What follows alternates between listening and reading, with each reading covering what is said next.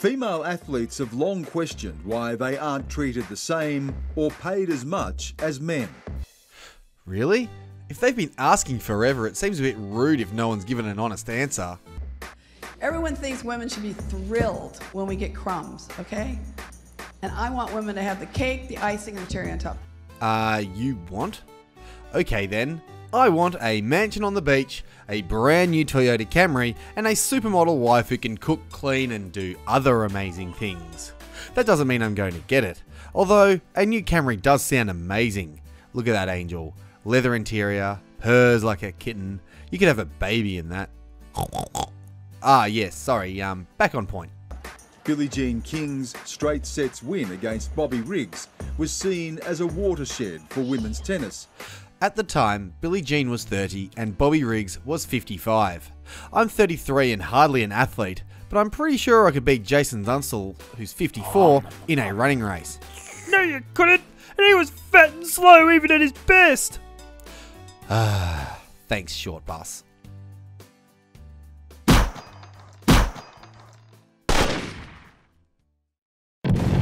It's an issue many sporting codes are grappling with. Why though? I would have thought it was a simple proposition. Those in the sport business should set pay on the value and therefore revenue that athletes generate. Surely that's the only fair way to pay any athlete, or any employee for that matter. Overnight, a photograph of two junior surfers went viral. It shows a young female competitor paid half as much as her male counterpart. So, who's the better surfer? Who attracted more spectators? Who had to compete harder to win? Nobody in the world would pay to see me surfing. Is that unfair? Or is that just the way the universe is? Australia's most successful basketballer, Lauren Jackson, has now made it her mission to help bridge the gender pay gap in sport. Lauren Jackson, it's good to have you on the program. I was just looking at that photo of the two young surfers side by side and the female surfer earning half the male. There we go. Stan Grant going into virtue signal mode. And I was imagining what would be going through your head. Oh no, look how far we still have to travel. Yeah, look, I saw it and I just thought to myself, oh God, here we go again. Ironic, because that's exactly what I thought when I watched this interview. Again, it highlights where we're at, that there's still so much that needs to be done to get that equitability. Notice how none of these feminist demands come with a call for female athletes to take responsibility for themselves. They want equitability, which is just code for, we want to be paid the same as men, even though we aren't as good as men at sport and don't draw anywhere near the crowds they do and don't even work as hard. It's gender communism invading sport. Feminism is cancer! Yes, short bus, but not now.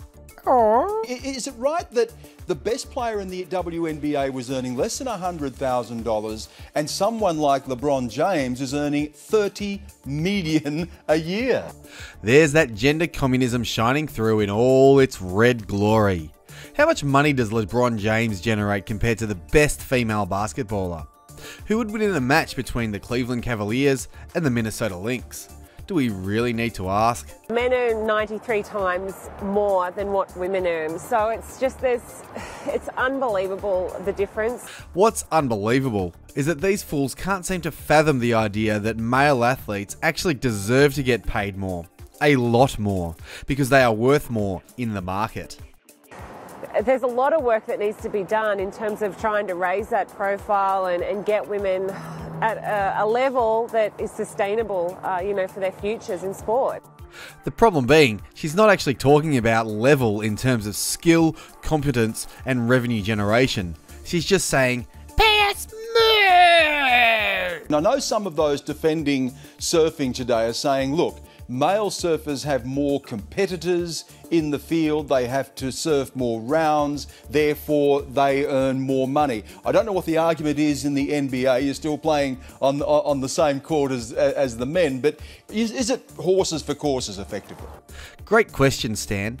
Isn't it the truth that male athletes get paid more because they just deserve more and the market deems them more valuable?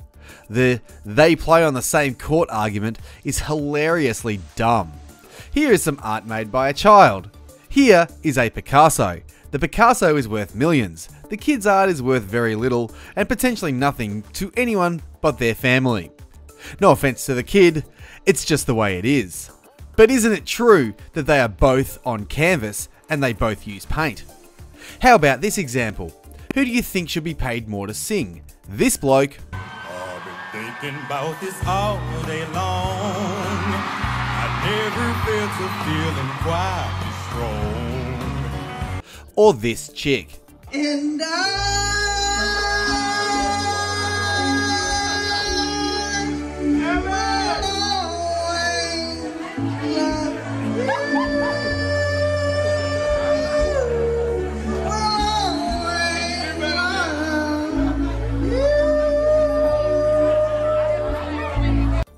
Do you reckon Lauren takes ability and market value into account when she answers? Or do you reckon her answer was just, pay us more money?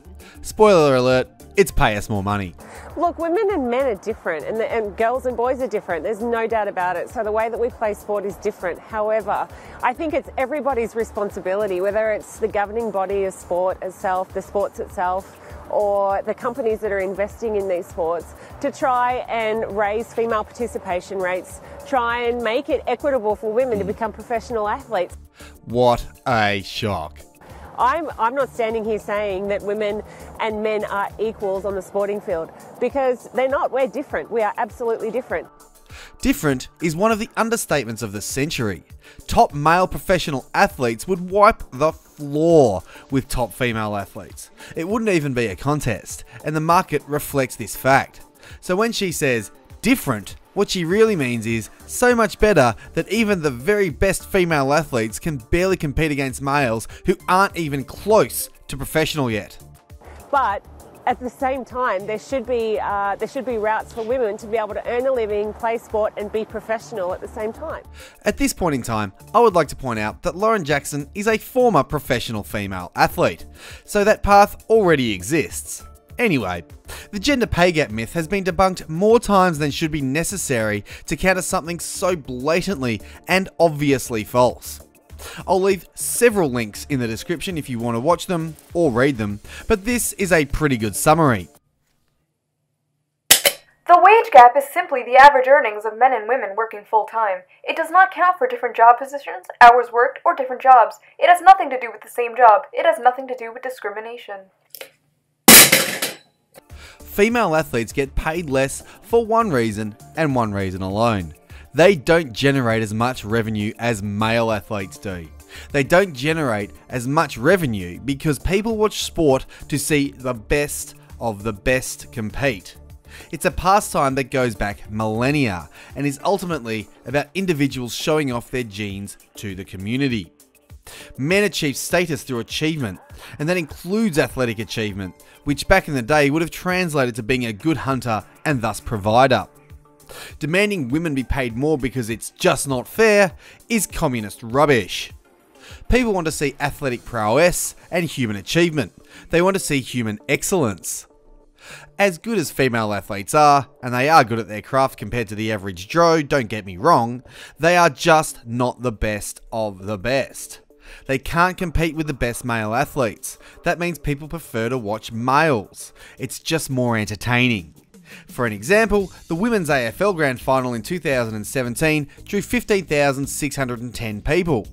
That's the final match of the season for those who don't know. It's the match that decides who the season's champion is. In contrast, the average men's AFL match in 2017 drew more than 35,000 people.